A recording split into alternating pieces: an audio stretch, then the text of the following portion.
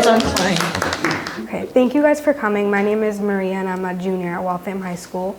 The piece that I chose is the self-portrait of borderland between Mexico and the US, and it's an oil canvas painting created in 1932 by a woman named Frida Kahlo.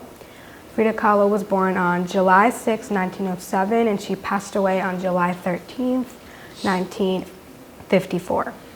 So she made this painting because when she moved to America, she felt that she was split between her home country, Mexico, and where she's living now. She felt that she was two people living in the USA. And if we look like down here, there's like these wires, and I sort of made the connection too, but I also found it in research that these wires that are connecting in like the roots of the soil, it's like the wires of herself in the US and then the wires connecting to the soil back in Mexico. And she made this because like she was just trying to show people how she really felt and trying to give people like, I'm living in the US, but I miss my home country at the same time. And I think that this should be in the collection because Waltham is made up of a lot of like Latin American people. Like our community consists of a lot of Latin American people. So by putting this out there, it would not only like represent them, it would also represent Latin American women who probably don't get the representation that they really need. So, yeah. Great. That's great. Awesome. Thank you. When we were studying Frida Kahlo, we looked at a lot of different pieces. Why this one? I feel like a lot of her pieces were not like, they were like vulgar, not like, but they were always showing like something that happened to her that was like, you know, they had a lot of like naked photos and stuff, I feel like, of her. So this one was kind of like a little more like, not normal, but sort of like a little different. So that's why I chose it. It is different for her. I mean, Yeah. it's based not on the what I've ones you're seen. always shown all the time. Part of that is I because appreciate that. it's like the way that things are reproduced a lot. It's not actually Yeah. because she made like a third of her output is still life paintings. But like, yeah, it's true. The same ones get reproduced a lot, which colors the way that people see her work, I think. Yeah. Can you talk a little bit more about what is in the background? So you talked about the roots, right? The roots versus wires.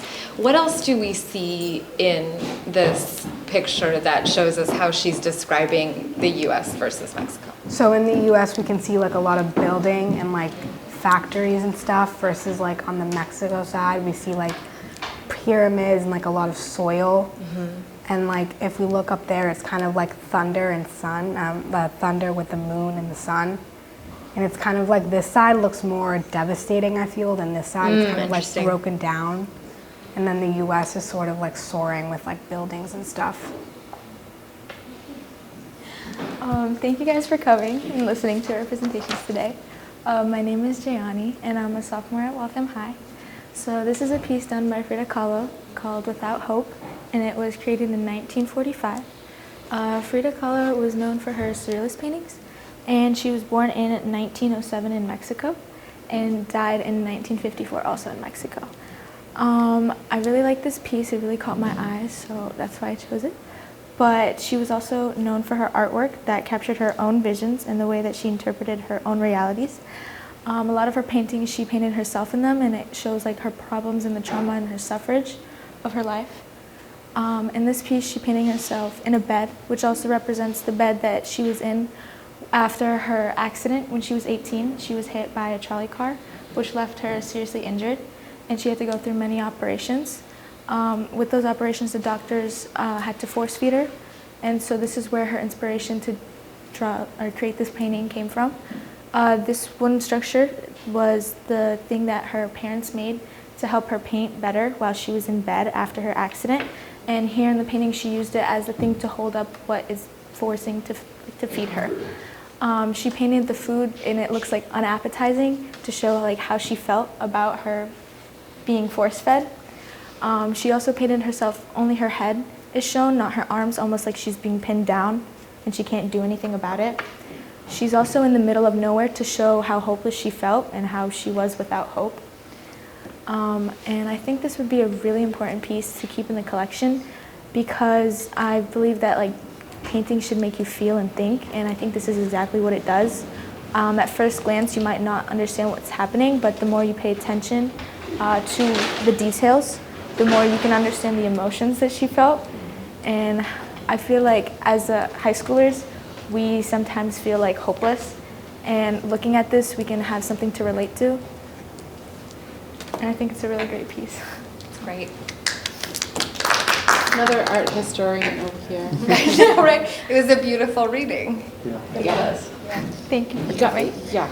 Yeah. Very impressive. Oh, no, you got to stay up there. Oh, I'm sorry. I'm sorry. Everybody's anxious to get down, but not yet. So yeah, as we were saying, the description was really, really beautiful, and you know, you didn't really leave anything uncaptured. But I wonder if you could talk a little bit more about like the scale of things, right? So like her body in comparison to what else we're seeing here in the picture. Yeah, so she painted herself really little compared to all the things. Even I like the way that she like had her space, the way she put, the first thing that you notice is the bed, but the more you look at it, like she's in the middle of nowhere, she's very small, like everything's much bigger than her.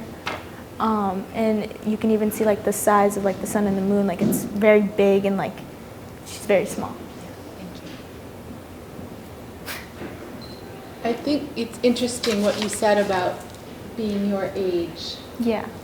and how, can you tell me a little more about, if this was in this particular show, what you think that would offer folks your age in Waltham? So not only for our age, but for everybody, I feel like everybody has been through a situation where they have felt hopeless. So this can have like, this can mean like you can relate to it and see that you're not the only one. And maybe you can even express your like own emotions through paintings or drawings or like music or anything. Yeah, so it's lovely to think about how art can help us connect to other things, other Yeah. feelings, and to each other. That's wonderful. Thank you for sharing. It's awesome. Thank you so Good much. job, Jan. Great job, Thank Gianni. Hi, thank you for coming. I'm Talar. For my piece, I picked Traven stirrup vessels. So they're a pottery made out of clay, and they're made by an unknown Traven artist. So the Traven were a pre-Columbian civilization that were developed in the northern Andean highlands in Peru, and they're no longer there. To make these, they used big molds, and then the little details that you see on the sides, they did by hand. So when they were making these, they made these for rituals. So they made all different sizes, all different shapes, and all different designs to mean different things for different rituals. I think this should be in the collection because, like I said, they're no longer a civilization that is here. So I think it's important to keep learning about them and to like keep learning about things that they made and created for certain things. And yeah, thank you. Hold on. Question time. Can you describe the design on the front? So on the front here, it's kind of like an S shaped and it has a little bit of color. And then all along the sides, they have like different, over here there's like lines. Over here it has another one of the designs on the front. And then all along the top and on the this part, it has all different like kinds of dots with different shapes. Do they all look like this, do you know? No, they were all different. All different. Different rituals had different designs on them. Oh, wow. So what made you choose this particular piece? I chose this because like I said, I liked how they're no longer like a civilization today. So I like learning. I think it's important to keep learning about them and like keep talking about them and their like name. That's an interesting idea, isn't it? To wonder about what's no longer here or available or present, Yeah. and how we link back to those things and what we can learn from looking back and remembering. Yeah. It's a really kind of a potent idea. Something that can be tricky about Indigenous communities in general, though, is that often we receive information that they are gone. And that is because there are white anthropologists who are usually writing about somebody else. And so sometimes there are still people who claim ancestry or connections to groups like this. And that would be like, if you were to do more research, like that would be an interesting mode of doing research. Or going to this geography Yep. and interviewing people and hearing stories from the community, just like Waltham. It's like Yeah. people can say something about Waltham, but then, you know, we hang out with the community, and it's like, whoa, this is this totally different thing. Yeah. So this is the same responsibility in that.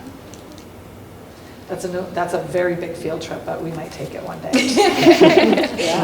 We'll go interview people in the town to see what they think of this and where it came from, because they'll have a whole different world. That's great. Cool. Thank you so much. Thank you. Thank you. Good job. Okay, so I'm Rashid Marshall. I'm in 10th grade, and I'm presenting the Nazca lines. They're geoglyphs that were created around 700 AD, and they're located in what is currently south coastal Peru. They stretch across 30 miles of the Rio Grande Nazca River basin. The Nazca lines, they show pictures of like multiple plants and animals and various other things, like monkeys, spiders, trees, cactuses, or cacti. And there's also like compasses, shapes like trapezoids, yeah. And they're believed to be symbols for the gods, like used to create more rain in the desert. They were also believed that to be used as for religious purposes, like sacrifices. They were created by digging out 15 inches of the desert floor to lift up the lighter colored dirt underneath. And they've been preserved so well from the climate and the low amount of rain.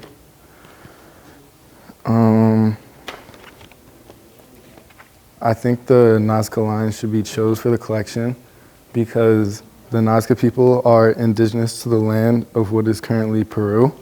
And there's many Latin American people in our community, and I think they deserve recognition because the Nazca lines are like historical pieces for the people in Peru.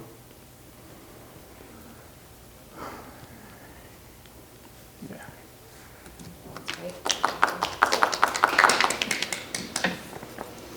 You did a great job of explaining what they are and how they are made and why they're preserved, and I appreciate that information. It's very helpful. Thank you. What's the scale of it you see now? How big is it? Well, they're like really massive, so you can barely even tell what they are if you're looking on like from the ground level. So they're meant to be looked at from like above in the mountains. So yeah. Why do you think that people would make something that you can't see? Do you know what I mean? Like, Yeah. like, because at the time they wouldn't have been able to see them, right? Like, Yeah. they didn't have helicopters or like whatever. So, like, why would they make them like that? Yeah, well, since they were like believed to be for the gods, so like since the gods are up, they look down on it. So yeah. Yeah, it's for like a divine audience, right? Yeah. That's so interesting. Rashid, you've been looking at lots of art through this process. What made you decide to focus on Nazca lines for the presentation? Well, I mean, I just thought they were like the most interesting because like they were created so long ago and they're like so big and like they're still here today in pretty good condition. And Yeah.